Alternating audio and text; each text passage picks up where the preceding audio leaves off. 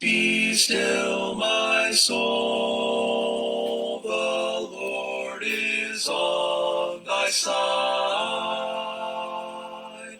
Bear patiently the cross of grief or pain. Leave to thy God to order and provide. In every change he faithful will remain.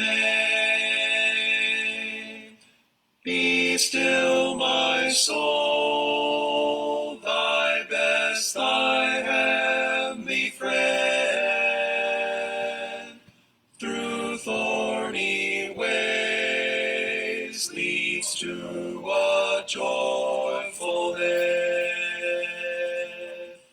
Be still, my soul, thy God doth undertake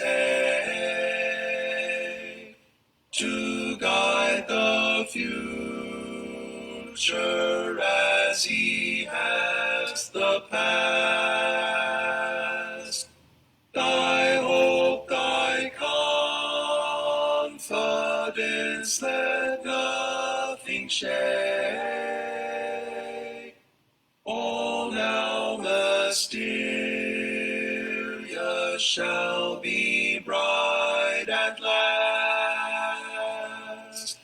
Be still, my soul, the waves and winds still know his voice who ruled them while he dwelt below. Be still, my soul, the hour is hastening on, when we shall be forever with the Lord. When disappointment, grief, and fear are gone, sorrow forgot, love's purest joys restored. Be still, my soul, when change and tears are past.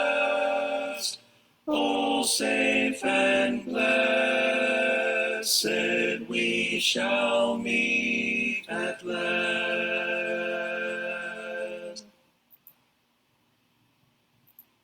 Yun po isang magandang awit po, ano po, na tayo po ay maging mapayapa sa ating mga kaluluwa sapagkat ang Diyos ay kasama natin kahit ano pa mangyayari sa ating buhay, tayo po ay nananatiling payapa kasama natin ng Diyos. So, magandang hapon mga kapatid, na kasama po natin sa ating pag-aaral. Nasiya timalem kamsat, maayong hapon sa inyong tanan, kaigsunan, maya pagat panapon kareng kapatad, good afternoon, brethren. So tayo po ay pagpatuloy po natin ang ating pangangaral po sa hapong ito. Ano po, naudot kahapon dahil nilinis po ang buong bahay, hindi ako makapag-live. Ano? So ngayon po ating pagpapatuloy ang ating pag-aaral dito po sa aklat nasusulat po ni Pablo sa mga taga Roma. Ano po? Dito po sa ikasyam na kapitulo, ipinaliwanag po ni Apostle Paul ang ginawang pagpili ng Diyos sa mga instrumentong ginamit niya sa kanyang pagsunod sa kanyang planong pagliligtas sa tao sa pamamagitan ng ating Panginoon. So ang kanyang pagpipili ay hindi na ayon sa mga gawa, kundi sa ayon sa kanyang kalooban. Pinili po niya ang bansa ng galing kay Jacob dahil ang kanyang minagaling na instrumento na kanyang gagamitin imbes na ang bayang manggagaling kay Esau. Pinili po niya ang mga taong sa kanyang kaisipan ang pinakamagaling sa kanyang pagsunod sa kanyang kalooban. At hindi maaaring ito ay questionin ng sino man sapagkat ito na ayon sa karunungan niya ang pumili kanya. Tandaan po natin yung pagpipiling yaon sa mga taong gagamitin niya sa pagsunod sa kanyang planong pagliligtas ay walang kaugnayan sa kanilang kaligtasan. Sapagkat ang unang bahagi po ng sulat na ito ay ginagamit ng mga Calvinists para patunayan na ito po ang predestination. Mayroong pinili talagang Diyos. Pero sila nagkakamali kung anong uring pagpipili. Hindi po ito pagpipili para sila maligtas, kundi pagpipili sa gagamitin sila ng Diyos sa kanyang gawaing pagliligtas sa pamamagitan ng ating Panginoon. Isang maliwanag na halimbawa na pwede natin tignan ay si Apostle Paul. Doon po sa aklat ng Galasa, sinasabi si Apostle Paul ay pinili ng Diyos na maging apostol buot pa sa tiyan ng kanyang ina. Ang kanyang pagiging apostol ay walang kaugnayan sa kanyang kaligtasan. Si Apostle Paul, katulad ng sinumang tao, ay kailangan siya sumunod sa Ebanghelyo upang siya maligtas. At ang kanyang pagiging apostol ay karagdagan lamang sa kanyang paglilingkod sa Diyos. In other words, kinakailangan pa rin siya sumunod sa Ebanghelyo, kinakailangan pa rin siya sa palatay at bautismuhan, kinakailangan pa rin siya maging tapat, katulad ng sinumang Kristiyano. So pagpipili niya bilang apostol ay may kaugnayan sa gawain ng Diyos na ibinigay sa kanya. So ngayon din po ang mga ginamit sa Old Testament. Ano po? Pinili niya ang bansang Israel, hindi dahil sila matuwid, kundi sila ang inisip ng Diyos na magaling na instrumento para sundin ang kanyang plano. Ganon din po si Pharaoh. Ano po? Ang karakter po ni Pharaoh ay isang taong naghihimagsik laban sa Diyos at di siya naniniwala sa Panginoon. Sabi sa Diyos bilang Diyos. So siya'y sumasalangsang tunguna pa. So ang Diyos ay naging mapagpahinood sa kanya sa pamamagitan ng mga salot na ibinigay sa bansang Egypto. Tandaan natin, hindi ibinigay kaagad yung pinakamabagsik na salot. Inuunti-unti niya, ano po? At habang sa kanyang pagpapahinuhod, lalo pang tumitigas ang puso ni Pharaoh. Pero actually, sa simula pa lamang, matigas ng puso ni Pharaoh. At ang naging epekto ng mga salot, imbes na siya pumayag na palayain ng bansang Israel, lalo pa siya nagmatigas sa kanyang pagtutol na sila'y palayain.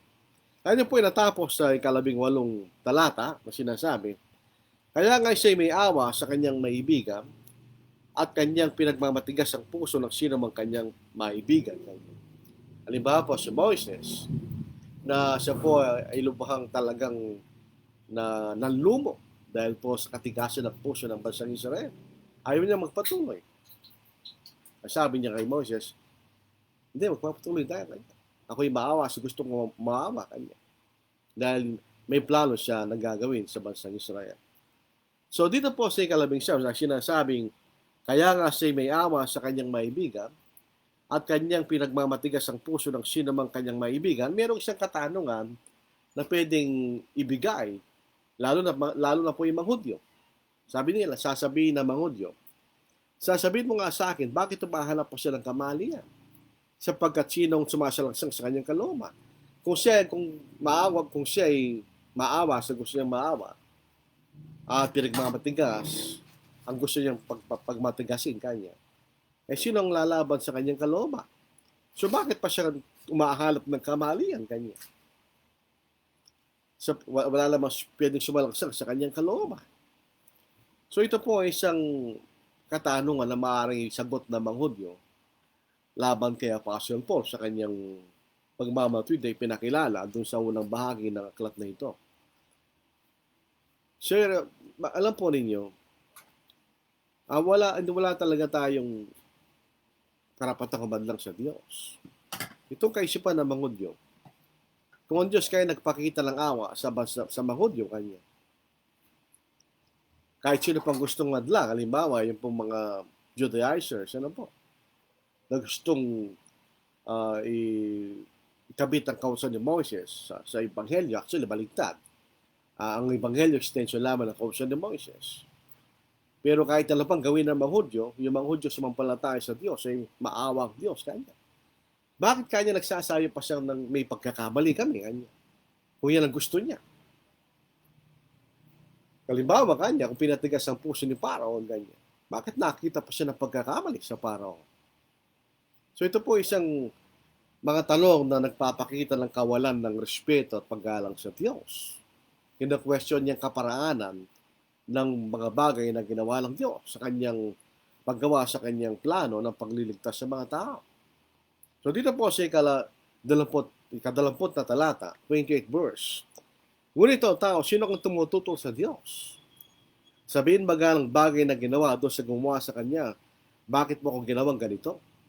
Ito hindi sagot. Ito ay saway. Ito ay pagsaway sa mga tao nagtatanong, katulad ng tanong sa ikalabing-siyam na talata.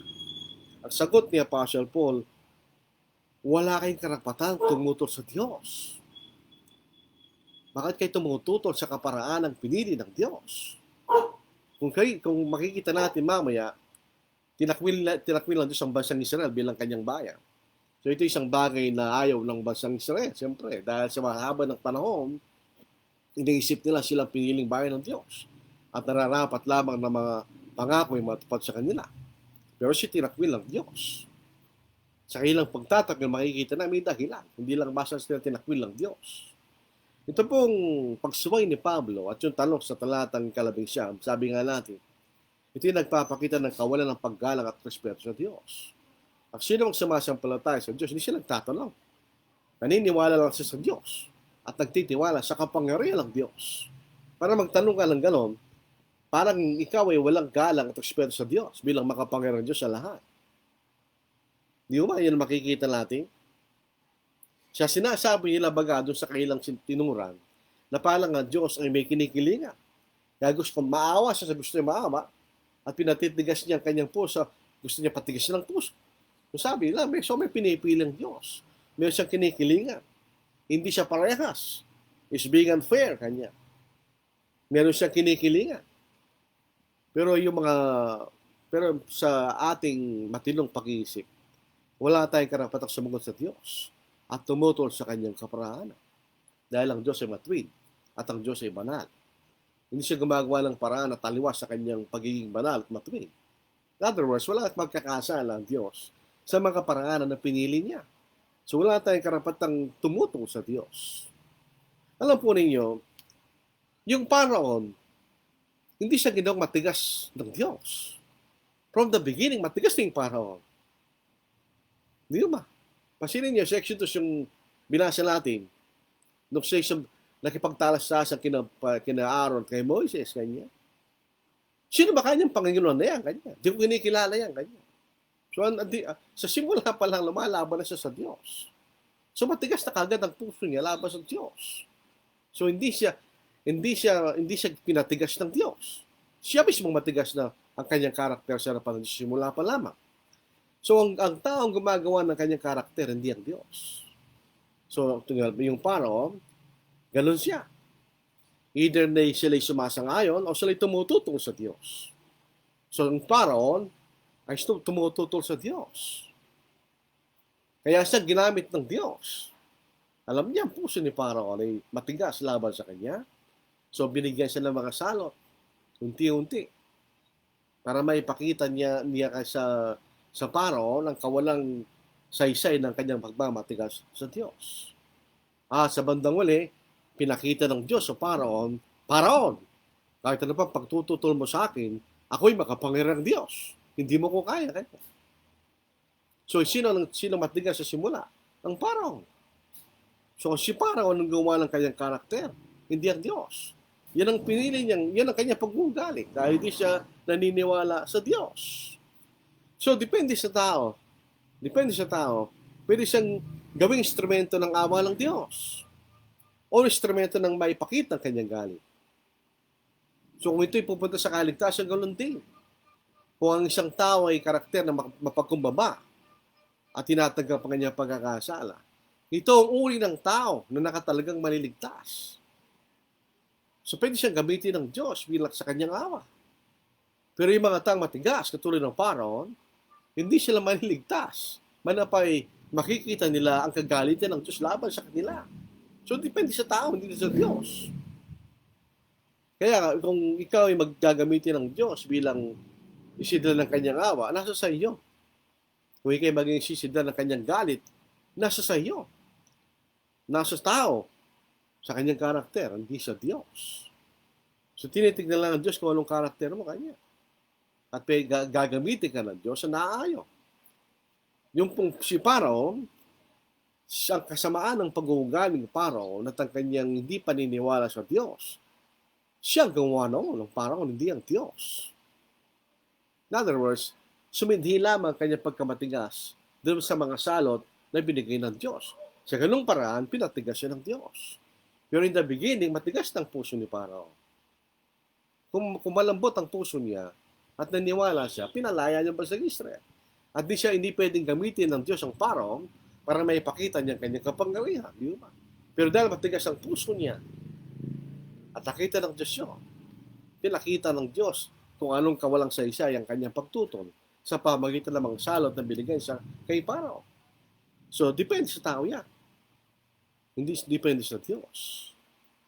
Si Paraon, dahil ganun kanyang pag-uugali, ginamit siya ng Diyos para maipakita ng Diyos ang kanyang puot at maipakilala niya ang kanyang kapangyarihan.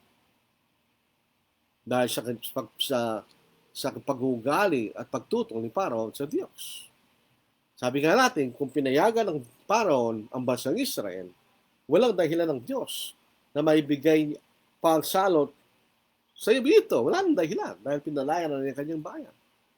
Ba't hindi niya ginawa yan? So nagkaroon ng pagkakataon ng Diyos na parusahan ang lupain ng Egypto at may pakita ang kanyang kapangyarihan. So paano tayo tututol doon? Sino may kasalanan doon? Ang Diyos o yung Paraon? Yung Paraon. Siya gawa ng kanyang sariling hukay, hindi ang Diyos. So nagamit siya bilang isang sisidlan ng puot ng Diyos dahil sa kanyang katigasan ng kanyang puso. Ito po sa 21.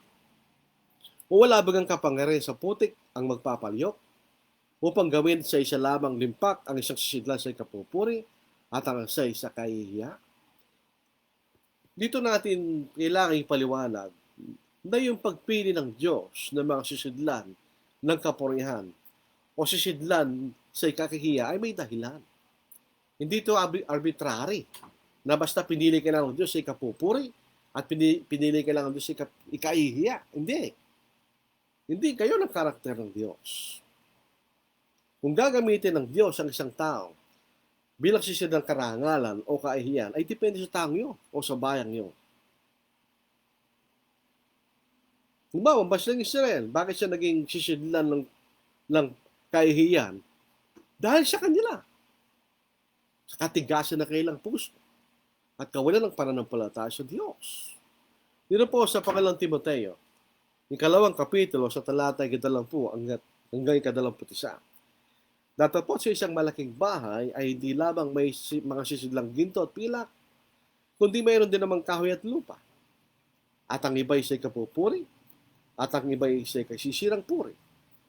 Kung ang sino man ngayon malinis sa alinman sa mga ito, sabihin yung mga kayahayang bahagi na sisidlan ng bahay na yun, kanya, ay magiging sisidlang kapupuri.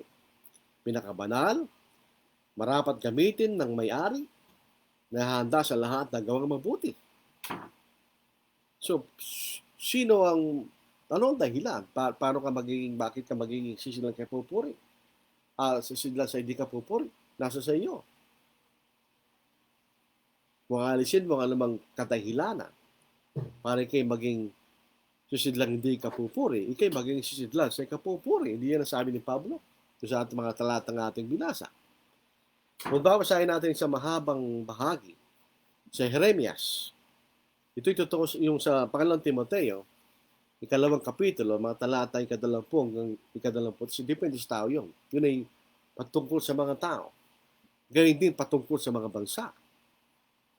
Dito po sa Jeremias, tama po ito. Ikalabing-walong kapitulo, una hanggang ikalabing-dalawang talata, pagsigaan po natin basahin. Ang salita na dumating kay Jeremias mula sa Panginoon na nagsasabi. Anong dumating kay Jeremias? Yung kaisipan ng Diyos o yung salita ng Diyos? Salita ng Diyos. In other words, yung mga propeta, ang kanilang sinusulat ay yung salitang sinasabi ng Diyos. Ang salita na dumating kay Jeremias mula sa Panginoon na nagsasabi, ikaw ay bumangon at bumaba sa bahay na magpapalyok. At aking iparinig sa iyo ang aking mga salita roon. Na magkagibumaba ako sa bahay na magpapalyok. At narito siya gumagawa ng kanyang gawa sa pamagitan ng mga gulong. At nang mabasag sa kamay na magpalyok ang sidlang putik na kanyang ginawa, ay gumawa sa uli ng ibang sisidlan na minagaling na gawin ng magpapalyok. Na magkahit dumating sa akin ang salita ng Panginoon na nagsasabi, O sangbayan ni Israel, hindi ba ako nakagagawa sa inyo na gaya ng paggawa ng magpapalyok na ito? Sabi ng Panginoon, narito kung paanong putik sa kamay na magpapalyok, gayon kayo sa kamay ko o sangbahayan ni Israel. Sa lumang sandali, magsasalita ako ng tungkol sa isang bansa at tungkol sa isang kaharian upang bunutin at upang ibagsak at upang lipulin. Kung ang bangsang yaw na aking pinagsalitaan ay humiwalay sa kailang kasamaan, ako'y magsisisi sa kasamaan na aking inisip gawin sa kanila. At sa lumang sandali ay magsasalita ko ng tungkol sa isang bansa at tungkol sa isang kaharian upang itayo at upang itatag. Kung gawa ng kasamaan sa aking paningin na hindi sundin ng aking tinig, ay pagsisisihan ko nga ang kabutihan na aking ipinagsabing pakikinabangan nila. Ngayon mga salitain mo sa mga tao sa Huda at sa mga nananaan sa Jerusalem, na iyong sabihin ganitong sabi ng Panginoon, narito ako'y umahaka ng kasamaan laban sa inyo at kumata ng katakatang laban sa inyo. Walang balik bawat sa inyo mula sa kanyang masamang lakad at yung pagbuti ng inyong mga lakad at ang inyong mga gawa. Ngunit kanilang sinabi, walang pag-asa, sapagkat kami magsisisunod sa aming sariling mga katakata at magsisigawa bawat sa amin ng ayon sa katigasan ng kanyang masamang puso. Anong sinasabi ng Diyos sa mga talatang ito? Ang kanya bang pagpipili sa isang bansa bilang sisidlang kahiya o sisidlang kapupuri ay arbitrary, walang basya? Meron. Kahit ang isang bansang masama na pinaplanong gibain ng Diyos at sirain kung sila ay magsisisi at umiwalay sa kailang kasamaan, hindi na gagawin ng Diyos ang kanyang iniisip na kaparusahan sa bahay niyo. Makikita natin magandang halimbawa, ang siyudad ng Nineveh. Di ba sinugo niya si Jonas? At sila nagsisi. Ginawa pa ba ng Diyos yung kaparusahan na pinaplano sa Nineveh? Hindi na. Ang kanyang bansang Israel na nag-iisip ng kabutihan sa kanila. Pero sila naging matigas at makasalanan. Hindi ba sila pinarusahan ng Diyos? Dito sa talatang ito, makikita natin dahilan bakit sila pinarusahan ng Diyos. Matigas ang kailang puso sa Diyos. Sabi nila, sa ikalabintalang talata, ngunit kailang sinabi, walang pag-asa, sapagkat kami magsisisunod sa aming sarili mga katakata at magsisigawa bawat sa amin ng ayon sa katigasan ng kanyang masamang puso. Ano ang dahilan? Bakit sila pinarusahan ng Diyos? Bakit sila naging alipin sa Babylon? Ito ba'y arbitrary o walang dahilan? Meron. Sila nagkasala at matigas ang puso nila sa Diyos. Ilang beses na binigyan sila ng pagkakataon ng Diyos na magsisi. Hindi sila nagsisi. So sila naging alipin sa Babylon. Dito po sa Isaiah chapter 45 verse 9. Sa aban niya na nakikipagpunyagi, samay na lang sa kanya. Isang bibinga sa gitna ng mga bibinga sa lupa. Magsasabi baga ang putik sa nagbibigay nyo sa kanya anong ginagawa mo? O ang iyong gawa, siya ay walang mangkamay? Ang pakikipagtalastasyon ng Diyos sa tao. So makikita natin dito, may karapatan ng gumagawa ng palaya kung paano gagawin. Kung magpapakali ang palayo, kay magalaw sa kamay ng gumagawa ng palayo, kaya yan, mangyayari sa kanya. Pero steady lang yung palayo, mapapaganda ng gumagawa ng palayo. Alam po niyo ang relasyon ng Diyos sa tao, inaayon sa kanyang binigay ng Diyos sa kanya na kalayaang pumili. Meron siyang free will. So hindi niya pwedeng arbitrarily gawin ng Diyos na ganito. Sapagkat ang tao ay nilalang ng Diyos na may pagpipili. So kung pipili ng bansa o ng tao na sasalaksang sa Diyos, gagawin siya ng Diyos na sisidlan sa ikahihiya. At kung naman ang tao isang bansa ay magiging mapangbaba at sumunod sa kalooban ng Diyos, gagawin silang sisidlan ng kapupuri. So ito sinasabi ng sa talatang ito, mga kapatid. Ibig sabihin, may dahilan. Bakit gano'n? Hindi lang basta gano'n na parang walang dahilan ng Diyos. Kaya hindi tayo pwedeng lumaban at tumutol sa Diyos sapagkat ang Diyos ay matuwid. Sa lahat ng kanyang ginagawa ay may basihan at naayon sa kalayaan ng tao kung ano pipiliin niya at ganyan din ang gagawin sa kanya ng Diyos. Yun, napakaliwanag po nun. Sa verse 22, ano kung ang Diyos inibig na hiyag ang kanyang kagalitan at ipakilala ang kanyang kapangyarihan ay nagtiis ng malaking pagpapahinood sa mga sisya ng galit na nangahanda na sa pagkasira. Kung ang Diyos ay magpakita ng pagpapahinood doon sa mga tao bansa na talaga namang mapaparusahan dahil sa katigasan ng kanilang puso, ang Diyos ba'y masama? Kung siya magpapahinood lamang sa mga taong yun, sa mga bansa na nakahanda ng sa pagkasira dahil sila ay makasalan, matigas ang puso sa harapan ng Diyos. Hindi. Karapatan ng Diyos yun. Karapatan ng Diyos na parusahan niya yung nagkasala. Kaya walang karapatan ng tao na magreklamo. Sapagkat yun ang sinasabi sa Romans chapter 1 verse 18. Na handa ang kapahutan ng Diyos sa lahat ng gumagawa ng kalikuan, kasamaan, ungodliness, and unrighteousness. Ngunit, tandaan po natin, bakit siya magpapahinood? Bakit siya nagpahinood sa bansa ng Israel? Bakit siya nagpapahinood sa mga tao sa panahon natin ngayon? Bakit di pa dumating ang Panginoon at tulad na tayo ngayon? Sapagkat sa kabilang banda na siya matuwid at kailangan niyang parusahan niya mga tao nagkakasala sa kanya. On the other hand, siya may awa sa tao. Noon po sa unang Timoteo, 2 kapitulo, sa 4 na talata, ano sabi niya? Ito'y mabuti kalugod-lugod sa paningin ng Diyos. Naibig niya lahat ay tayo maligtas at makialam sa katotohanan. Yun ang kalooban ng Diyos. Sa kabilang banda, siya matuwid. Kung magkasala ka, kailangan parusahan. On the other hand, siya maawain. Kasi nagpapahinuhod. Sa kanyang pagpapahinuhod, binibigyan tayo ng pagkakataon ng Diyos na tayo lumambot ang ating puso at manumbalik sa Kanya. Yun ang makikita na bakit siya nagpapahinuhod. Bakit siya nagpahinuhod sa Paro? Alam niya, matigas ang puso ni Paro. Bakit siya nagpahinuhod? Baka sakaling magbagong puso ni Paro doon sa mga salat na binibigay ng Diyos. Unfortunately, nagmatigas si Paro. Pero yun ay pagkakataon binibigay ng Diyos. Ganon din sa kanyang bayang walang utang na loob. Bakit siya naging mapagpahinood sa gayon ding paraan? Bakit nagpatuloy pa rin ang pagbibigay ng kabutihan at biyaya sa kanyang bansa sa gitna na kailang patuloy na pagkakasala at pagmamatigas laban sa Diyos?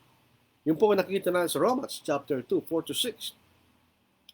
Inahamak mo ang kayamanan ng kanyang kabutihan at pagtitiis at pagpapahinuhod na hindi mo nalalaman ng kabutihan ng Diyos sa isang umakakay sa iyo sa pagsisisi. Kung nalaman ng bansang Israel at in-appreciate ang kabutihan at pagpapahinod ng Diyos, dapat sali sila ng balik at nagsisi sa harapan ng Diyos. Datapwat ayon sa inyong katigasan at ang iyong pusong hindi nagsisisi, ay nagtitipong ka sa iyong sarili ng puot sa kaarawan ng kapuotan at pagpapahayag ng tapat na pag-uukom ng Diyos na siyang magbibigay sa bawat tao ayon sa kanyang mga gawa. So yun ang pagkakamali ng bansang Israel. Ang kaisipan ng Israel, kaya mabuting Diyos sa kanya sapagkat sila'y piniling bayan ng Diyos. Maling kaisipan na yun. Kaya Diyos ay nagpahinood at nagbibigay pa ng biyaya at kabutihan sa kanila sa gitna ng kanilang patuloy ng pagkakasala. Kung pa ay yun ay dahilan para sila'y mag-isip at magsisi sa harapan ng Diyos. Dito po sa Panginoong Pedro, 3 kapitulo, 14 at ang 16. Kaya nga, mga minamahal, yamang kayo nagsisipaghintay ng mga bagay na ito, ay pagsikapan ninyong masumpungan kayo sa kapayapaan na walang tungis at walang kapintasan sa paningin niya. At yung rin ng pagpapahinood ng ating Panginoon ay pagliligtas. Nagaya rin naman ni Pablo na ating minamahal na kapatid na ayon sa karunungang ibinigay sa kanya, sinulatan kayo. So, by necessary inference, ang kausap ni Apostle Peter ay mga Hudyong, ay mga hentil na mga Kristiyano. Na doon may ilang bagay na mahirap unawain, na isininsay ng mga hindi nakakaalam at ng mga walang tiyaga. Nagaya rin naman ng kailang ginagawa sa ibang mga kasulatan sa kapapahamak din nila. Anong sabi sa ika-15 talata? Atin yung nga rin ang pagpapahilod ng ating Panginoon ay pagliligtas. In other words, ang kanyang pagpapahilod ay binibigyan tayo ng pagkakataon manambalik sa Diyos. Noon po sa Pangalang Pedro, 3 kapitulo, sa 9 na talata, hindi mabagal ang Panginoon tungkol sa kanyang pangako, na gaya ng kabagalang itinuturo ng iba, kundi patyaga sa inyo, na hindi niya ibig ng sino man ay mapahamak, kundi ang lahat ay dumating sa pagsisisi. Yan ang pagpapahinood ng Diyos, upang ang mga tao magsisit manumbalik sa Kanya. So yun ang makikita natin. Yung pong nahanda na sa pagkasira, hindi ibig sabihin, ginawa silang gayon ng Diyos. Hindi, sila gawa ng gayon sa kanilang sarili. Dahil sa katinggasan ng kailang puso at kawalan ng pagnanasang manumbalik sa Diyos. In other words, yun ang kanilang ginagawa sa Diyos. Sila yung nagkakasala, matigas ang puso nila, hindi sila sisisi. So ang kainat na nila ay pagkasira, kaparusahan. So napupuntahan nila, walang magagawa ang Diyos doon dahil yun ang kanilang ginagawa. Pinagpapahinod ng Diyos. Upang sa pag-asa na itong mga taong ito ay manumbalik sa Diyos. At sila magsisi at sila maliligtas ng Diyos. So yun po makikita natin dito. Ang Diyos po ay nag-ooperate o gumagawa sa kanyang kaibigan o kalooban nakasabay ng ating pagkakaroon ng kalayaang pumili. So di tayo pinipilit ng Diyos na maligtas. Nasa atin yun. At kung pipiliin nating lumabag sa Diyos, hindi rin nating maiwasan na tayo parusahan ng Diyos. So yun po ay ayon sa karakter ng Diyos. Siya matuwid. Ito yun. Pero sa kabilang banda, dahil tayo nilalong ng Diyos at tayo mga anak ng Diyos sa simula nung tayo pinanganak, tayo nilalang sa larawan ng Diyos. Hindi niya ibig ang sinaman ay mapahamak. Kundi ang ibig niya lahat ay maligtas at makaalam sa katotohanan. Makaalam sa Ebanghelyo ang paraan ng Diyos para tang mga tao makasalanan ay maging matuwid sa kanyang harapan. Di ba? Sa verse 23, at upang may pakilalang kayamanan ng kanyang kalalatihan sa mga sisidlang ng awa na kanyang inihanda nung una pa sa kalalatihan, maging sa atin na kanya namang tinawag, hindi lamang sa mga Hudyo, kundi naman mula sa mga Hintil. Dito po sa New King James, ano po? And that he might make known the riches of his glory on the vessels of mercy, which he had prepared beforehand for glory, even as whom he called, not of the Jews only, but also of the Gentiles. Alam po ninyo, itong ebanghelyo ng ating Panginoon, ito'y mas maluwalhati sa kautusan ni Moises. Ang kautusan ni Moises, ang maging matuwid lamang doon ay mga Hudyo. Kung sila'y maging ganap at sakdal sa harapan ng Diyos at di magkakasala. Pero itong ebanghelyo, hindi lang sa Hudyo, pati sa mga Hintil. So mas malawak. Kaya maalala po natin ang pag-aaral natin sa Isaiah. So yung bahagi na sinasabi niya, lakihan mo kanya, yung tabernakulo. Bakit? Hindi lamang mga Hudyo mapupunta niya, kundi lahat ng mga bansa. So ito makikita natin, itong kalalatihan na ito, hindi lamang sa mga Hudyo, gayon din kanya sa mga Hintil. Kung mapapasin po natin, sa katagalang pagpapahinood ng Diyos sa kanyang bansang Israel, matagal nang inaitalaga ng Diyos sa pagkasira ng bansang Israel dahil sa kailang kasalanan at pagmamatigas laban sa Diyos at sa kailang pangkalatag korupsyon bilang bansa. Nakita natin ang korupsyon ng mga yaw namamahala. Yaw may namamahala sa katwiran o justice ng bansang yon ay mga korap. Yung kailang mga namamahala ay mga korap. Pati mga mamayan ay korap. So doon sa ganung kalagayan, talagang sila ay mapupunta sa kaparusahan ng Diyos. So sila ay matagal na silang sinira ng Diyos at pinatay bilang isang bansa. Hindi ang ginawa yun, di ba? Siya naging magpapahinood. So makikita natin ang pagpapahinood ng Diyos ay hindi lamang para sa kaligtasan ng mga Hudyo na sumasampalataya sa Ebanghelyo, kundi gawin din sa mga Hentil. In other words, kundi naging magpagpanginood ng Diyos sa Israel, pinatay niya lahat ng bansang Israel, hindi na maliligtas yung mga Hentil. Kaya makikita natin ang timing ng Diyos. Nung itinakwil ng bansang Israel, ang ating Panginoon, hindi na kaagad sinira ang bansang Israel. Nagpatuloy pa sila bilang isang bansa. Dahil yung mga labi, yung mga remnant na tapat ng Diyos sa bansang Israel, silang ginamit ng Israel para maipangaral ng Ebanghelyo sa mga Hentil. At doon naipangaral ng Ebanghelyo sa mga Hentil at nagkaroon ng mga iglesia sa iba't ibang mga lugar ng mga Hentil. At na ito'y may garantiya na ang Ebanghelyo magpapatuloy. Noong AD 70, sinira ng Diyos ang bansang Israel bilang isang bansa. Nakikita niyo yung karunungan ng Diyos. Kung sinira niya ng Diyos ang bansang Israel bago pa naipangaral ng Ebanghelyo sa mga Hentil, ano matitira sa mga Hentil? So yan ang pagpapanginood ng Diyos. Naghintay mo na siyang AD 70 para gibain ang Israel bilang isang bansa dahil sa pagtatakbo nila sa kanyang anak. O dahil sa pagkakataon na yon, malawak ng Ebanghelyo sa lupay ng mga Hentil. Na kahit na mawala ng bansang Israel, hindi na sila kailangan sa plano ng Diyos. Di ba? Meron na mga Kristiyano sa ibang lugar na magpapatuloy sa pangaral ng Ebanghelyo. Makikita natin yun na sinasabi niyang kayabanan ng kanyang kalalatihan. Nagpahinood siya sa bansang Israel upang sa gayon maipakilala rin ng kanyang awa sa mga Hentil sa pamagitan ng mga tapat na labi na naging Kristiyano sa mga Hudyo.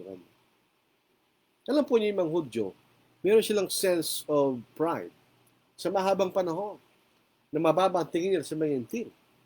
Kaya sa pangangaral po ni Pablo, sa maraming pagkakataon, sinasabi niya, walang pagkakaiba maging mga Hentil o Hudyo man, mga alipin o malaya man, mga marunong at barbaro man, mga babae, lalaki man, sa pagtatiisa kay Kristo Jesus, si Pablo ay kinapuhutan ng mga Hudyo.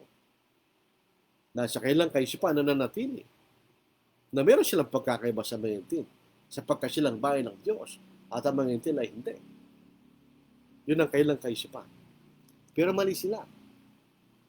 Ang kanilang mga propeta ay nagsasabi na darating ang panahon na itong bayan, hindi bayan ng Diyos, at itong mga bayan na ito na hindi minamahal ng Diyos ay magiging kanyang mga anak. Dito po sa talatang 25, ano po? Gaya naman ang sinasabi niya sa aklat ni Hosea. Alam po yung si Hosea ay malungkot ang buhay niya. Sapagkat pinag-asawa siya ng Diyos sa isang patutok, ang pangalan Gomer, na nagkaroon ng anak si Hosea sa ibang mga lalaki. Pero rin ginamit ng Diyos para ma-illustrate niya ang kanyang magiging plano sa mga Hentil.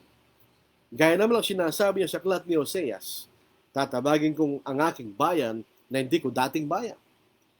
At iniibig na hindi dating iniibig, at mangyayari na sa dakong pinagsabihan sa kanila, kayo hindi ko bayan, at ay dyan sila tatawaging mga anak ng Diyos na buhay. Obviously, ito'y tumutukoy sa mga Hentil. At ito rin po'y kinote ni Apostle Peter. So obviously, sinulatan ni Pedro ay mga Hentil na mga Kristiyano. Ito po ay yung mga Hentil, hindi sila dating bayan ng Diyos. Ang mga Hentil, hindi sila dating iniibig ng Diyos. Walang biyayang ang Diyos sa mga Hentil. Lahat ng kanyang biyaya sa kanyang bansang Israel. Di ba? Pero ngayon, hindi na ganon kanya. Darating araw, itong mga Hentil na kinapupukotan ninyo, sabi niya sa mga Hudyo, ito mga Hentil, hindi ko bayan dati. Hindi ko iniibig. Sila aking magiging bayan. At sila aking magiging mga anak. Tandaan po natin, kailangan natin ilagay sa ating kaisipan. Si Pablo ay nagsasalita in general terms. Hindi naman lahat ng mga Hentil ay magiging anak ng Diyos. Sinasabi lang niya, magkakaroon ako ng mga anak sa mga Hentil. Ano pa makikita natin? At pinakita rito ni Pablo na ito yung kanyang kinote, na itong mga gulang ito ni Hosea ay pagtungkol sa mga Hentil. At ito'y tinupad sa Ebanghelyo. Dahil ipinangaral ng Ebanghelyo, hindi lamang sa mga Hudyo at gayon din naman sa mga hintil, di ba? Balik tayo sa Romans, chapter 1, verse 16. Yung simula po ng ating pag-aaral sa aklat na ito. Basahin po natin. Sa Romans, chapter 1, dito po sa verse 16, ano po? Basahin natin. Bagal na po ng ating mga kamay sa pagbubulat ng Biblia. Ano po? Dito, basahin natin. Sapagkat hindi ko kinaya ang Ebanghelyo, sapagkat ito ang kapangyarihan ng Diyos para sa kaligtasan ng bawat sumasampalataya, unay sa Hudyo at gayon din sa Grego. So itong Grego o mga hintil, hindi niya dating bayan. Pero ngayon, dahil sa Ebanghelyo, itong mga hintil ay naging bayan ng Diyos. Ironically, pagdating ng panahon, wala ng Hudyo sa iglesia ng Panginoon. Anong natira? Yung mga hintil. Dahil dumating ang panahon, wala na bansang Israel. Wala na pa bansang Israel ngayon. Yung bansang Israel ng Diyos, wala na yun. Ang bansang Israel sa Israel, hindi ito ang bansang Israel ng Old Testament. Ang bansang Israel sa Old Testament at sa panahon ng ating Panginoon, sila nasira noong AD 70. Noong AD 70, hindi na sila umiral bilang bansa. Sumunod po tayo sa talatay 27 hanggang 28. Si Isaiah ay sumisigaw tungkol sa Israel, kung ang bilang man ng mga anak ng Israel ay maging tulad sa buhangin at sa dagat, ay ang nalalabi lamang ang maniligtas. Sapagkat isasagawa ng Panginoon ng kanyang salita sa lupa, natatapusin at taikliin. Dito po sa New King James. Isaiah also cries out concerning Israel, though the number of the children of Israel be as the sand of the sea, the remnant will be saved, for he will finish the work and cut it short in righteousness, because the Lord will make a short work upon the earth. Sa kaisipan ng mga Hudyo, hanggang sa panahon ng Panginoon, kami ay mga anak ni Abraham, kaya nararapat kami sa mga dakilang biyaya ng Diyos. Yun ang kailang kaisipan. Pero kung pakinggan nila mismo ang kailang mga propeta, dito po si propeta Isaiah, hindi lahat ng mga Hudyo ay maliligtas. Sabi niya, labi lamang ganyan. Remnant, small portion, maliit na bahagi, ang maliligtas. Ang karamihan ay hindi maliligtas. At ito'y tutuparin ng Diyos. Yun ang ibig sabihin na tatapos at paikliin. Gagawin ko yan, sabi ng Diyos. Parang sasabihin niya, yan ay madali lang sa akin. Yan ay aking gagawin. At yun ay kanyang ginawa. Di ba ironic po yan? Pagdating ng panahon, mas marami ang mga hintil ng mga Kristiyano kaysa sa mga Hudyong Kristiyano. Bagamat ang kaligtasan galing sa mga Hudyo, pero eventually, ang mga hintil na nagpakita ng bunga ng katwiran ay mas marami sa mga Hudyo. Majority ng mga Hudyo, dahil sa patuloy nilang pag-iibagsik laban sa Diyos, ay kakaunti lamang ang naligtas sa kanila. A remnant, a small portion, may maliit na bahagi lamang ang naligtas sa mga Hudyo. Verse 29. At gaya ng sinabi ng una ni Isaiah, kung hindi nag-iwan sa atin ng isang binhi ang Panginoon na makbong, tayo maging katulad sa ng Sodoma at naging gaya ng Gomora, walang natira sa Sodoma at Gomora. Sina Lot at yung dalawang anak niya, hindi naman taga-Sodom talaga yun. Pero yung mga likas na taga-Sodom at Gomora, kasama ni iba pang dalawang bayan doon, na wala sila sa lupa. Dahil sila ipinarusahan ng Diyos. Kung wala kayang nalabi, nandiligtas ng Diyos, magiging Sodom at Gomora tayo, walang matitira kanya. Mawawala tayo sa lupa. Tulad, Sodom at Gomora. So yung binhi na sinasabi nito, yun ang kakaunting nalalabing tapat na tumanggap sa ating Panginoon. Yun ang binhi. In the sense, yun ang ginamit ng Diyos sa pagpapalanggala ng Ebanghelyo. Upang itilang bago, kanino? Hindi sa mga Hudyo, kundi sa mga hintil. Ironic, di ba? Sapagkat ang bansang Israel sana ang tumanggap sa Panginoon, sapagkat silang bayang pinili ng Diyos. Sa ating susunod na kapitulo, yun ang sasabihin ni Pablo. Ang kautusan, ang si Kristo ang kinauwi ng kautusan. So Romans chapter 10 verse 4. Ang layunin ng kautusan ay maging matuwid ang tao sa harapan ng Diyos sa pagiging ganap at sakdal at di pagkakasala. Ginagawa ng kautusan yun. ginagawa ng Panginoon. So ito makikita natin. Kung walang labi na naging tapat, mawawala. Walang matitira sa bansang Israel. Katulad Sodom at Gomorrah, walang natira. Kung hahanapin yung Sodom at Gomorrah, kasama ng dalawang ibang bayan doon, wala na tayong makikita. Sila'y lumubog. Sila'y nawala. Sa 30, ano ang ating sasabihin? Na mga Hentil na hindi nagsunod sa katwiran ay nagkamit ng katwiran. Sa makatibagay ng katwiran sa pananampalataya. Anong ibig sabihin na nagsusunod sa katwiran? Ang katwiran na sinasabi rito, yung katwiran na galing sa kautusan ni Moises. Paano sila susunod doon? Hindi naman sila kasama sa kautusan ni Moises. So hindi sila sumusunod doon. Hindi nila hinahanap yung katwiran na yun sapagkat wala sila sa ilalim sa kautusan na yun. So paano sila susunod sa katwiran ng isang kautusan na wala naman sila sa ilalim ng kautusan na yun? Ang mga Hudyo, kung sila yung magiging sakdal at ganap, ay sila yung magiging matuwid. Ang ibig sabihin ng matuwid, walang pagkakasala. So kung nakasunod sila ng 100% sa kautusan ni Moises, at minsan di sila nagkasala, anong tawag mo doon? Sila yung ganap at sakdal. Sila yung matuwid sapagkat wala silang kasalanan sa harapan ng Diyos. Hanggang may entiling wala sa ilalim ng kautusan ni Moises. So hindi sila nagsusunod sa katwiran na binibigay ng kautusan. Imposible yun. Wala sila sa ilalim ng kautusan ni Moises. So paano sila naging matuwid sa harapan ng Diyos? Sila naging matuwid sapagkat sila itinigtas ng Diyos sa pamagitan ng Ebanghelyo. Sa kailang pananampalataya at pagsunod sa Ebanghelyo ng ating Panginoon. Sila naging matuwid sa harapan ng Diyos. So yung mga tao nang tuturo salvation by faith only, you're on the wrong thinking. Kayo mali. Sana magsisi kayo. Hindi kayo maliligtas. Hindi na sinasabi ni Pablo. Ang pananampalataya, ang kaligtasan sa pananampalataya ay ang pagtagap sa katotohanan na ikay makasalanan. At ikay iniligtas ng Panginoon sa iyong mga pagkakasan sa namatay sa krus. Ikay sasampalataya at sumunod sa Ebanghelyo ng ating Panginoon. Doon po sa Romans chapter 6 verse 17, maliwanag po yun.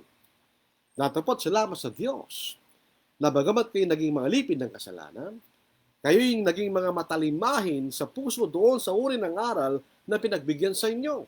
At yamang pinalaya kayo sa kasalanan, ay naging mga liping kayo ng katwiran. Ito po ang lumang Tagalog. Basahin natin ang Biblia 2001. Ano po? Dito po sa 6:17. Ngunit salamat sa Diyos na bagamat kayo naging mga lipin ng kasalanan, kayo tagus-pusong sumunod sa inyo ng aral na doon ay pinagkatiwala kayo.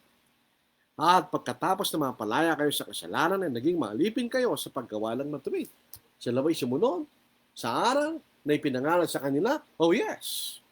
Paano natin sasabihin salvation by faith only?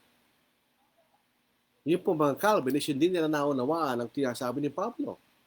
They have understood out of context. So, they misunderstood. Pagka ang ating pagkakaunawa ay wala sa konteksto, hindi mo naunawa. Di ba sa ating pag-aaral, lumiwanag sa ating kung ano ibig sabihin na inariganap sa pamagitan ng pananampalataya? Kino-contrast ang pagiging matuwid sa pamagitan ng paggawa at ang pagiging matuwid sa pamagitan ng pananampalataya. Yung paggawa, ang ibig sabihin, katulad ng kautusan ni Moises. Ikay gaganap na walang kasalanan, so ikay maging ganap at sakdal, ikay matuwid, wala kang pagkakasala. So ginawa mo ang iyong pagiging matuwid. Pero sa pamagitan ng kaligtasan ng pananampalataya, ikay makasalanan na sa simula. So paano ka pa maging ganap at sakdal sa harapan ng Diyos? Hindi na pwede yun. Meron ka ng kasalanan. Kaya ikay niligtas ng Panginoon nung sinamatay sa krus. At ito'y kailangan mong sampalatayanan. Yun ang ibig sabihin ng magiging matuwid sa pamamagitan ng pananampalataya. So yung makikita natin. Sila'y tumalima, sila'y sumunod sa aral ng Ebanghelyo. Kaya sila ay naging matuwid sa harapan ng Diyos. Sila ba'y naging matuwid sa kanilang sariling pagiging sakdal at ganap? Hindi, sapagkat sila mga magsalanan. Sila naging ganap dahil sa pagpapatawad sa kanilang Panginoon sa kanilang mga pagkakasala. Hello, question, pangutana, solusyon. Kung pinatawad na ng Diyos sa iyong pagkakasala, meron ka ba bang kasalanan? Wala, so ikay matuwid sa harapan ng Diyos. So 31. Datapot ang Israel sa pagsunod sa kautusan ng katwiran ay hindi umabot sa kautusan niyo. Bakit? Sapagkat sila nagkasala. Ang katwiran ng kautusan ni Moises ay kung ikay maging ganap at sakdal, kung ikay susunod doon na walang pagkakasala. Hindi nila nasunod yun. Dahil sapagkat sila nagkasala. Kaya nga, sa pagsusumakit nila na maging matuwid sa kautusan ni Moises, sila nabigo. Bakit? Sapagkat sila nagkasala. So katulad din ng mga hentil, ang tanging pag-asa lang nila ay sila'y sumampalataya sa ebanghelyo ng ating Panginoon. At sila'y sumunod sa ebanghelyo ng ating Panginoon. Hindi na maging maliwanag po sa atin sa 12 kapitulo. Ito yung piniliwanag ng Apostle Paul. Ito na po ang ating malapit ng katapusan ng ating pag-aaral sa mga huling mga bahagi. Ano po? Maabot tayo ng 50 minutes. Bakit? Sapagkat hindi na inalap sa pamagitan ng pananampalataya, kundi nang ayon sa manggawa. Sila nangatisyo sa batong katitisuran. Gaya ng nasusulat narito, inilalagay ko sa Sion ang isang batong katitisuran at ang batong pangbuwan at ang sumasampalataya sa kanya ay hindi mapapahiya.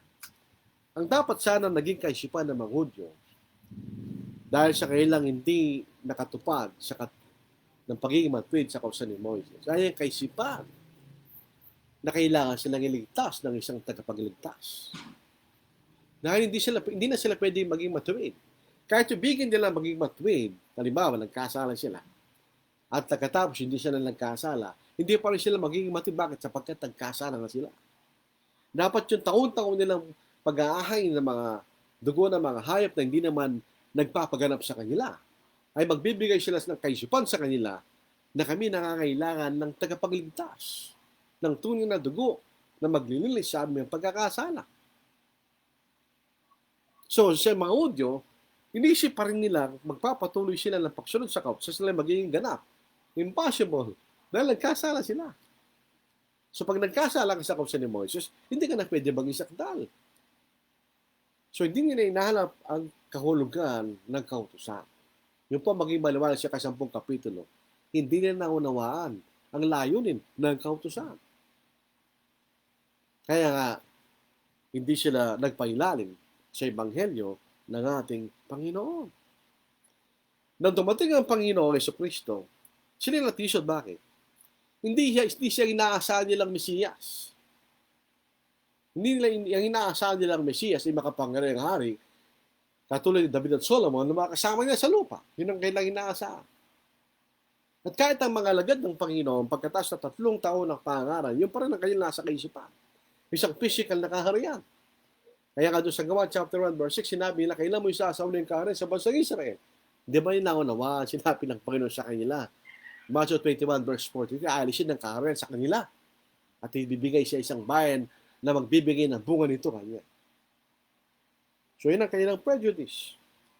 Kaya ang Panginoon, pagkakita nila sa ating Panginoon Jesus na isang payak na tao at mahirap at di makapangyarihan ayon sa laman, katulad David at Solomon, tinakwil siya at di siya tinanggap. Siya naging batong katitisuran sa kanilang harapan. Ikinahiya nila ang ating Panginoon bilang kanilang tagapagligtas. Bakit? Paano magiging hari yan? Ang hari na gusto natin ay siyang makapangyarihang hari katulad ni David at Solomon. Kaya hindi sila naligtas. Yung kailang dapat na tagapagligtas sana sa kanila ay tinakwil nila. At hindi patuloy nilang tinatakwil. Hanggang sa panahon na ito, doon sa mga tinatawag nating nagsasabing sila Panginoong Hudyo, patuloy tinatakwil ng ating Panginoon. Dito po sa 1 Corinthians chapter 1 verse 20, tatapot ang aming pinapangaral ay ang Kristo. Nilapa ako sa krus. Na sa mga Hudyo ay katitisuran at sa mga Hentil ay kamangmangan. Alam niyo, pag tayo po'y sumampalataya at nagtiwala sa Panginoon, hindi tayo mapapahiya. Bakit? Sapagkat gagawin ng Panginoon ang mga ipinangako niya sa atin kung tayo sasampalataya at susunod sa kanyang kalooban, sa kanyang ebanghelyo, sa kanyang mabuting balita. Hindi tayo mapapahiya. Naranasan pa mo natin na tayo pinangako ng isang tao tapos hindi niya ginawa. Tayo napahiya. Pero hindi ang ating Panginoon. Ang sino mang sasampalataya sa Panginoon ay hindi mapapahiya. Alam po niyo, di ko na nakikita ang aking sarili. Nag-blackout na naman itong video sa harapan ko kanya. Pero alam ko na po, natuto na tayo sa mahabang panahon mula po ng Marso na nakikita niyo ko, bagamat di ko nakikita ang sarili ko. Mamaya, makikita ko pagka tapos na po ang ating pangangaral na ito. So dito po si Sister Cherry Lozano Lopez. Good afternoon po. Good afternoon, Sister. Udayap Jr., ito po ang ating mga malapit na hindi lamang kapatid, kundi mga kaibigan. Present po. Oljan Ocampo, good afternoon po. Good afternoon din, Oljan. Grace Tagaygay, magandang hapon po, Brad, sa lahat na nakikinig. Mahayong hapon, Sister. Zene Luciano, good afternoon po. Good afternoon din, Sister. Randy Talilong Sienes, good afternoon to all. Good afternoon din, Brother Randy. Arnold Dasilo, gandang hapon po mga kapatid, gandang hapon din si Brad. Vicente Kai, good afternoon po sa mga kapatid. Good afternoon din. Ricky Alnas, alam po niya kung nasaan si Brother Ricky. Siya po ay nasa New Zealand. Hello Brother Rodi, what time kayo nag-start na pag-Friday? Brother Ricky, everyday po alas 4. So inyo, alas 9 ng gabi. Sa New Zealand time, 9 o'clock in the evening. Sa Philippine Standard Time ay 4 p.m. Rafael Ortiz, magandang hapon mga kapatid, magandang hapon din.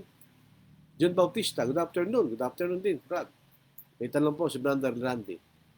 Sa verse 25, ang hulog po ba dito tungkol sa mga intil ay nag-umpisa kay Cornelio sa Gawa, chapter 10? Opo.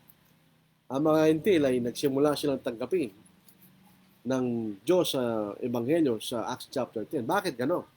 Dahil ang mga Hudyo, sa kailang pangangaral, kahit yung po nagsipangalat, hindi sila nangangaral sa mga intil. Nangangaral lang sila sa kapwa nila mga Hudyo. Nandun pa rin ang kailang prejudice laban sa mga intil. Na itong mga intil na ito ay hindi sila bahagi sa pagliligtas ng Diyos. Kaya nga kailangan pa magpakita ang Diyos ng isang himala, para matanggapin din ng mga Hudyo na itong mga intil ay tinanggap na rin ng Diyos sa kanyang kaharian. Dito po sa Acts chapter 11, verse 19, ito po yung magsipangalat sa Acts chapter 8. Sabi nito, mabuti basahin natin sa Tagalog, Gawa, ang ginagamit ko po Biblia, Tagalog, dalawa po, yung lumang Biblia, yung ang Biblia, yung original, at saka ito po ang Biblia, 2001. Dalawa po kasi may bahagi na mas maganda yung bagong salin, may bahagi mas maganda yung lumang salin. Kaya pinagsasama ko para makita natin ang pinakamabuti sa dalawang salin. Gawa chapter 11, dito po sa verse 19. Samantala, mga nagkawatak-watak sa Acts chapter 8, dahil sa pag-uusig na nangyari kay Stephen, Stephen, ay naglakbay hanggang sa Phoenicia at sa Cyprus at sa Antioquia na hindi sinasabi kanina man ang salita maliban sa mga Hudyo. Bakit ganon? Sapagkat nandun pa rin ang kanyang prejudice ng paniniwalang sila lamang may karapatan sa Ebanghelyo. So kinakailangan pa magpakita ng himala ang Diyos kay Peter para maisaysay niya na dito po sa Acts chapter 10 verse 34-35 nagsimula magsalita si Pedro at kanyang sinabi, tunay ngang naunawaan ko na dahil walang kinikilingan ng Diyos kundi sa bawat bansa, ang sino mang may takot sa kanya na gumagawa ng matuwid ay kalugod-lugod sa kanya. Sino mang sumusunod sa kanyang ebanghelyo ay magiging matuwid sa kanyang harapan. Dito po sa Gawa chapter 11, pagkatapos na nabautismo din sa Espiritu Santo, si Cornelius at ang kanyang sambayan, katulad ng pagkabautismo ng Espiritu Santo sa mga apostol, ito naging konklusyon. Dito po sa verse 15 ng Acts chapter 11, na ako'y magsimulang magsalita, bumaba sa kailang Espiritu Santo na kung paano bumaba rin sa atin nung una, sa araw ng Pentecost. Naalala ko ang salita ng Panginoon kung paano sinabi niya, si Juan ay nagbautismo sa tubig, ngunit kayo ibabautismo ng Espiritu Santo. So, sila nabaptize with the Holy Spirit. Kung ibinigay sa kailang Diyos ng gayon din kaloob na gaya naman ng kanyang ibinigay sa atin, nang tayo nanampalataya sa Panginoon Kristo, sino ba ako na makadlang sa Diyos? Na marig nila mga bagay na ito, tumahimik sila at nilalahati ang Diyos na sinasabi kong gayoy. Binigyan din ng Diyos sa mga intil ng pagsisisi tungo sa bihin po ay nagsimula sa Acts chapter 10. So in other words, between Acts chapter 2 hanggang Acts chapter 10, hindi prepared ang mga Hudyo. Kahit si Apostle Peter, kung ating pong papansinin, Ipinangaral niyo sa araw ng Pentecost, pero hindi naintindihan. O ayaw yung tanggapin. Ito po sa Gawa chapter 2 verse 39, yung pangako rito, ang pangako ng kaligtasan, ibinigay sa mungod yung kanya. Sapagkat ang Acts chapter 2 verse 39, sapagkat ang pangako ay para sa inyo at sa mga anak at sa lahat ng nasa malayo, bawat isa na tinatawag ng Panginoon natin Diyos sa kanya. Sino yung sa inyo, mga Hudyo? Sino kayo ng mga anak? Mga Hudyo, sabi ng INC, mga hentil. No. Sino yung mga hentil dito? Yung nasa malayo. Pabayaan natin ang Biblia mag-define. Nagbibigay sila ng arbitrary definition, wala naman silang katibayan. Dito po sa Ephesians chapter 2, sinasabi na yung mga hentil ay once upon a time ay nalalayo kanya. At ngayon nilapit sa pamagitan ng ating Panginoon. Basahin na sa Ephesians chapter 2, no po. Para naman po natin makikita ang Philippians point na ito. Episo, kaya pala hindi ko makita. Sabi dito, basahin natin, no po. Dito sa verse 12. Nalang panahong yun, kayo ay walang Diyos, walang Kristo, iwalay sa pagiging mamamayan ng Israel at sa mga dayuhan, sa mga tipan ng pangako, walang pag-asa, walang Diyos ang libutan. Subalit ngayon ay na kay Kristo Jesus, kayo na nanguna ay malalayo kanya, ay nilapit sa pamagitan ng dugo ni Kristo. Sino yung malalayo? Yung mga hindi. So, naipangalan ni Pedro sa Acts chapter 2. Pero kinakailangan pa rin magpakita ng himala ang Diyos sa Acts chapter 10. Sa pamagitan ng isang kumot na galing sa langit na nagtataglay ng mga laman na marumi sa kautusan ni Moises. At sabi niya, pumatay ka kumain. Sabi ni Pedro, Panginoon, hindi ko po maaaring kumain ng marumi. Sabi ng Diyos, ang sinabi kong malinis, huwag mo sabihin marumi. Napagtalas sa si Pedro, kaulang gano'n, sa Acts chapter 10, 34 to 35. Kaya po ni Ray Lagasca Libatike, sayaat nga malam, yung aming kakabsat. Kastamat keng ka, Brad. Sabi ni Brother Randy Canilong Seres, salamat kapatid. Kagdo, salamat din mga kapatid. So, kita nyo ang kagandahan. Maganda po, mag-aral tayo ng topical preaching. Kailangan nyo, sapagkat may iba-ibang paksa na kailangan nating ituro sa mga kapatid. Pero maganda rin ituro natin mismo ang Biblia.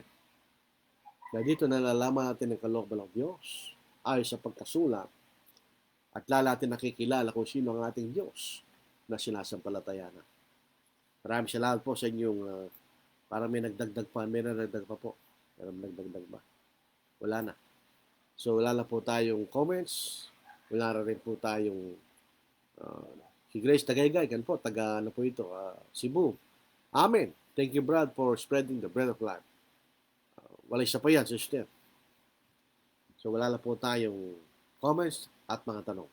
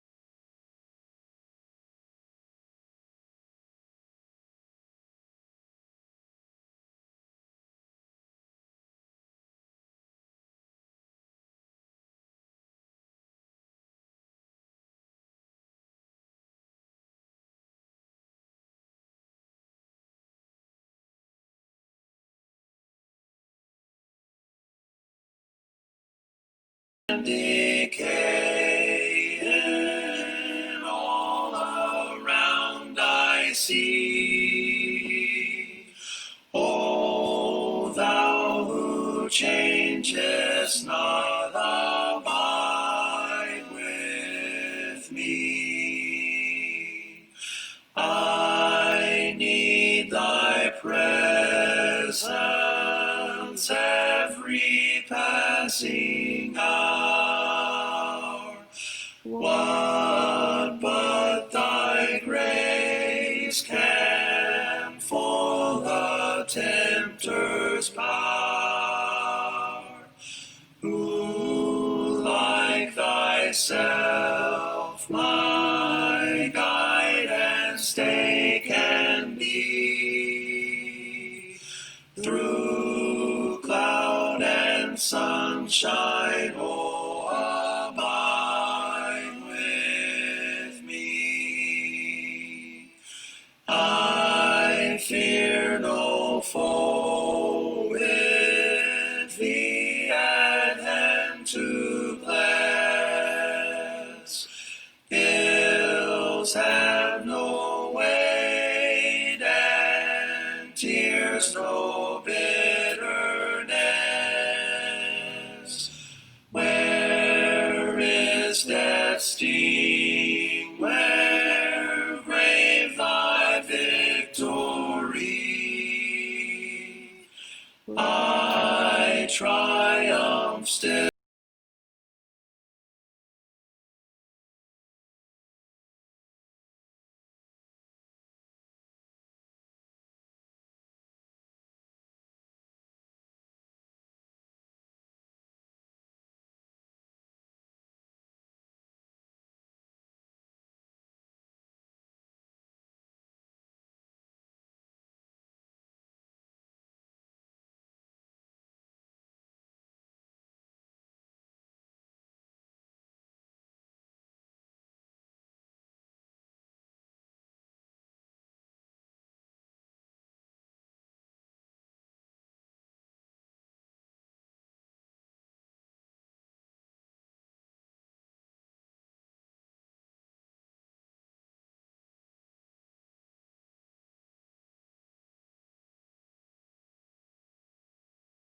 Nilangan po kung tayo buhay, kasama natin ng Panginoon. Hindi kahit man sa araw ng ating kamatayan. Ano po? Kung tayo po yung mga Kristiyano namatay, na tapat na naglilingkod sa Panginoon, ang Panginoon po hindi tayo iniwanan. Ano po? Sapagkat makasama natin ang Panginoon sa Masyen, hindi na tayo maihiwalay sa Panginoon pag nakarating po tayo sa paraiso. Ano po? Nalulungkot lang tayo sa mga namamatay na mahal natin sa buhay, na kahit mga Kristiyano, dahil sa hindi na natin siya makikita. Pero sa katunayan, dapat tayo magalak sapagkat sila'y lalo po silang nailagay sa isang mas mabuting kalagayan ng kasalanan ay wala ng kapangyarihan sa kanila, ni kahit sa Satanas man ay hindi na sila maaling impluwensyahan sa paraiso. Po'y nagpapasalamat sa inyong mapatyagang pakikisahan po sa ating pag-aaral. Ito ay sana'y makadagdag po sa ating kalaman at hindi lamang po yun, lalo pa makapagtibay sa ating pagtitiwala at pananampalataya sa Diyos. Tayo po'y manalangin. Mabanal, kayo po ay nagpapasalamat sa lahat ng biyaya na inyong binibigay sa amin. Nalalaman namin na lahat ng aming mayroon sa mundong ito ay galing sa inyo. Higit sa lahat, kami nagpapasalamat sa pribilehyo binigay mo sa amin na tawagin ka namin, Ama, ang kaligtasan inyong ginawad sa amin sa pamagitan ng aming Panginoon na namatay sa krus. Bagamat hindi kami matuwid, sapagkat kayo mga kasalanan, ay tinuloy niyo kayong matuwid sa pamagitan ng inyong pagpapatawad sa amin sa dugo ng aming Panginoon na kami sumampalataya, na bautismuhan, at sa patuloy naming pagsusumikap na maging matuwid sa harapan niyo, O Diyos. Naway kami po yung maging matuwid upang gawin yung susunod ng kapupuri. At naway alisin niyo ang tukso ng kasalanan upang huwag kami magsisidlan ng kahihiya, O Diyos. Nasaan po namin ang dakilang tahanan na inyong hinda sa amin pagdating po ng aming Panginoon. Nintay po namin ang kanyang pagdating. Titiwala kami sa inyong karunungan sa takdang panahon ng kanyang pagdating. Tawarin niyo kami, Ama, sa iyong mga pagkakamali na gagawa namin sa mga panapanahon, bagamat hindi po kami lumalakad sa pagkakasala.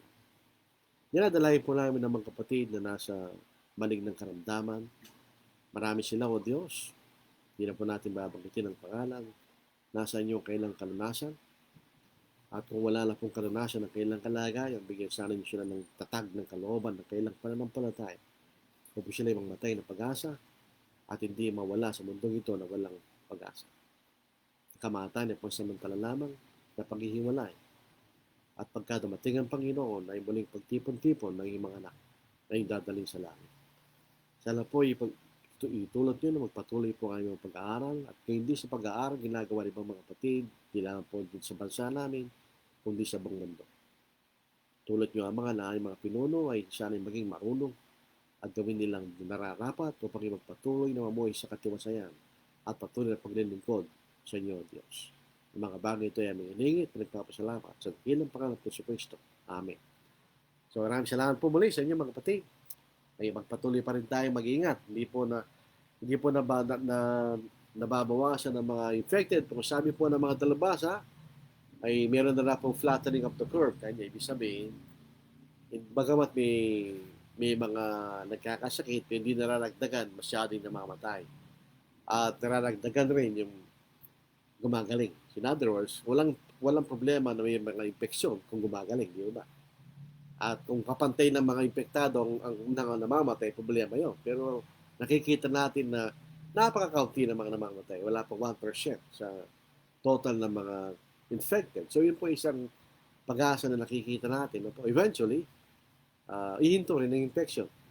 Yun ang ating panalangin, lalo kung mayroon na pong bakuna. Hindi po nagpapabayang Panginoon. Hintayin natin siya sa kanyang panahon. At makikita natin kalunasan ng pandemic na ito. Pero ganun pa man, kinakailangan pa rin tayo mag-ingat. Sundin lang po natin yung pinag-utos nating pamahalaan. Face shield, face mask, hugasan ng magugas ng palagi ng kamay. Yun po hindi po 100% protection, pero at least makakatulong po sa atin. Hindi naman kinakailangan tayo po lumisan, lalo't marami pa ang ating misyon ng pangangaral ng Ebanghelyo. Tayong lahat ng mga Kristiyano. Mag-ingat po kayo mga kapatid. Stay safe.